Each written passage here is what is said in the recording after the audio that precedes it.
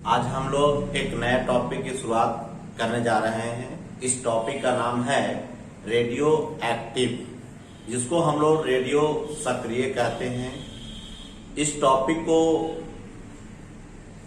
पढ़ने के लिए हम लोग सबसे पहले समझते हैं कि रेडियो सक्रिय क्या है।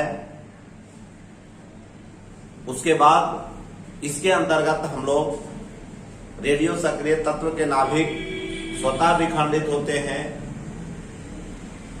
इनसे अल्फा बीटा और गामा किरणें निकलती है। इसी पर हम लोग आज चर्चा करेंगे।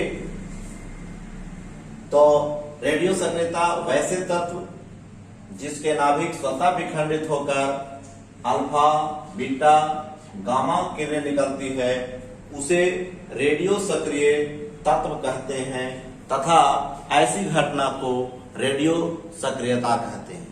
इसके अंतर्गत यूरेनियम, थोरियम, प्लूटोनियम इत्यादि आते हैं। रेडियो ऐसे नाभिक में प्रोटॉन की संख्या 83 या उससे अधिक होता है। N/P का मान न्यूट्रॉन और प्रोटॉन के संख्या का अनुपात 1/5 से अधिक होता है तो वह रेडियो एक्टिव तत्व कहलाता है। अर्थात N/P इज ग्रेटर देन 1। इसके नाभिक अस्थायी होते हैं, नाभिक अस्थायी होते हैं।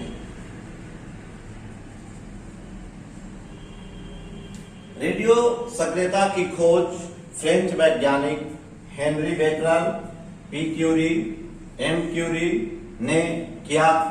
इस खोज के लिए तीनों को संयुक्त रूप से नोबेल पुरस्कार भी दिया गया। उसी प्रकार से रेडियम की खोज रॉबर्ट पियरे एवं उनकी पत्नी मैडम क्यूरी के द्वारा की गई। अल्फा, बीटा एवं गामा किरणों की खोज 1902 ईस्वी में रदरफोर्ड साहब ने किया था। रदरफोर्ड साहब ने ही प्रोटॉन का खोज किया। रदरफोर्ड साहब ने नाभिक की खोज की। सबसे अधिक रेडियो सक्रिय तत्व रेडियम है। रेडियो सक्रियता का यूनिट क्यूरी या रदरफोर्ड है।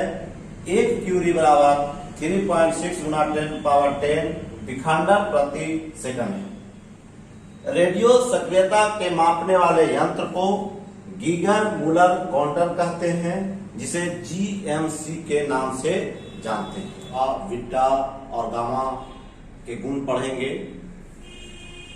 अल्फा किरणें धन आवेशित होती है, जबकि बीटा किरणें ऋण आवेशित होती है तथा गामा किरणें पर कोई आवेश नहीं होता है।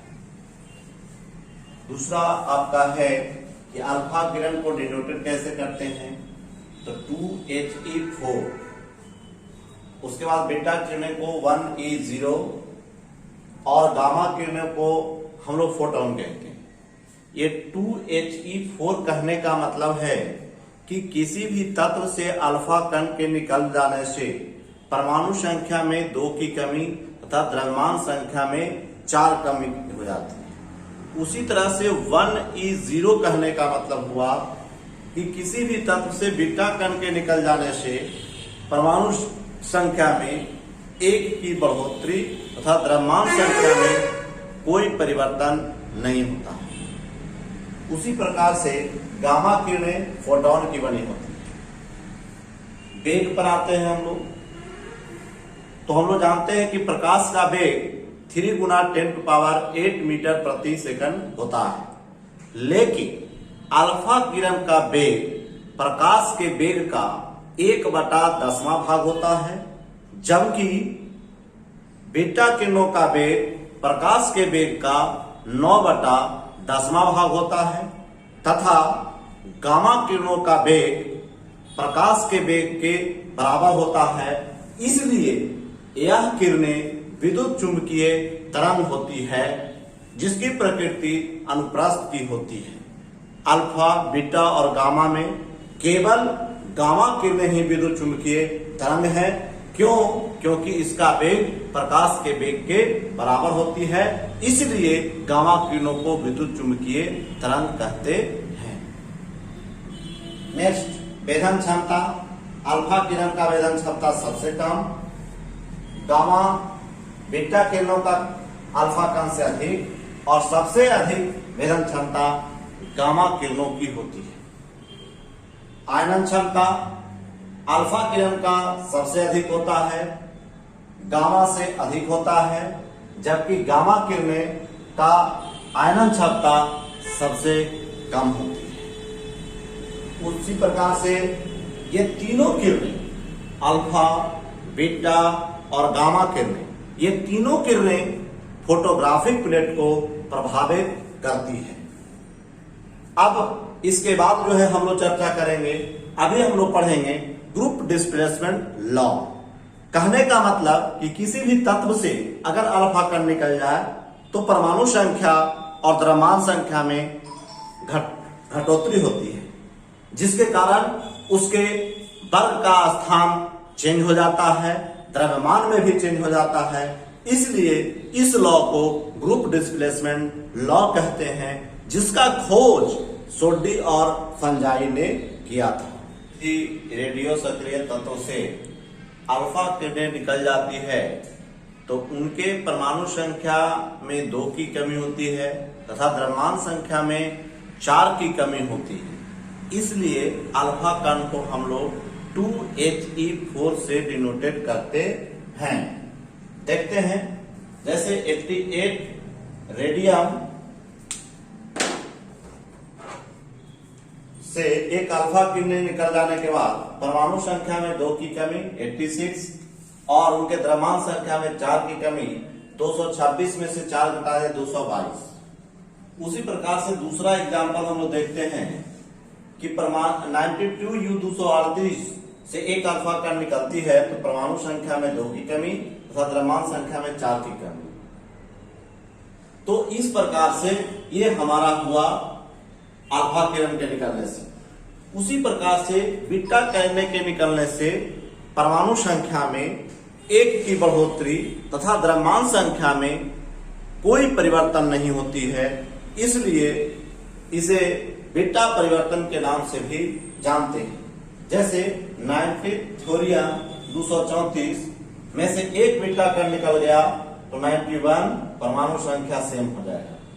इस परिवर्तन से हमारा संभारिक का निर्माण होता है। हम लोग संभारिक का मतलब यही जानते हैं कि जिसकी द्रव्यमान संख्या समान हो तथा परमाणु संख्या भिन्न भिन्न हो तो उसको हम लोग संभारिक कहते हैं।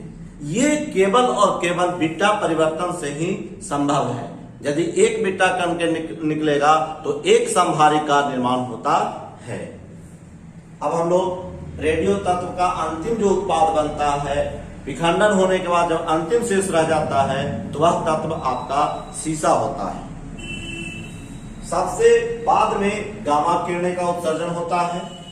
84 पोलोनियम से 92U तक प्राकृतिक रेडियो सक्रिय तत्व हैं तथा 93 Np से 115 Hn तक कृत्रिम रेडियो सक्रिय तत्व कहलाते हैं। परमाणु के केंद्र को नाभिक कहते हैं। नाभिक का खोज रदरफोर्ड साहब ने किया था और नाभिक में 2 तरह की क्रियाएं होती है। एक क्रिया को नाभिकीय संलयन कहते हैं, उसको इंग्लिश में फ्यूजन कहते हैं।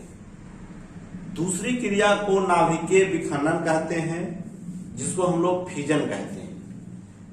ये न्यूक्लियर फिजन जो होता है, जब एक बड़ा नाभिक टूट करके 2 हल्के नाभिक में परिवर्तित हो जाते हैं तो ऐसी घटना को नाभिकीय विखंडन कहते हैं। इस क्रिया में 92U235 के नाभिक को न्यूट्रॉन से बमबारी की जाती है, जिसके फलस्वरूप बेरियम, क्रिप्टन तथा 3 अन्य न्यूट्रॉन का निर्माण करते हैं तथा अत्यधिक मात्रा में ऊर्जा उत्पन्न होती है। इस अभिक्रिया के दौरान जो ऊर्जा उत्पन्न होती है उस ऊर्जा को नाभिकीय ऊर्जा के नाम से जानते हैं। यह अत्यधिक मात्रा में ऊर्जा उत्पन्न होती है। अब नाभिकीय विखंडन की खोज स्ट्रासमैन और ओटो हॉर्न ने किया था। यह नाभिकीय विखंडन अभिक्रिया दो प्रकार के होते हैं, एक आपका नियंत्रित विखंडन अभिक्रिया और दूसरा अनियंत्रित विखंडन अभिक्रिया। परमाणु बम इसी सिद्धांत पर काम करते हैं। दो पदार्थों का परमाणु बम बनाया जाता है, एक 92U235 और दूसरा आपका प्लूटोनियम से बनाया जाता है। परमाणु बम एक अनियंत्रित श्रृंखला अभिक्रिया है, जबकि आपका नियंत्रित श्रृंखला अभिक्रिया का प्रयोग हम लोग नाभिकीय रिएक्टर में करते हैं, जिसका वर्णन हम लोग नीचे आगे के एपिसोड में हम लोग करेंगे।